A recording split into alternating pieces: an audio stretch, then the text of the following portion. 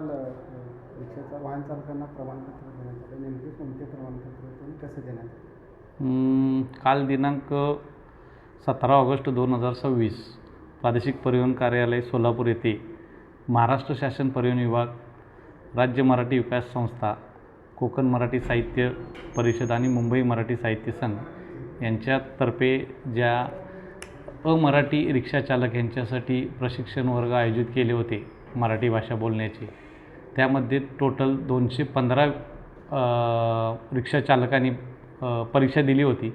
त्यापैकी 215 जण उत्तीर्ण झाले होते.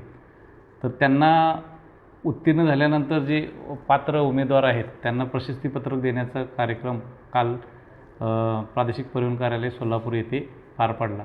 यामध्ये 215 जणांना प्रशस्तीपत्र देण्यात आले.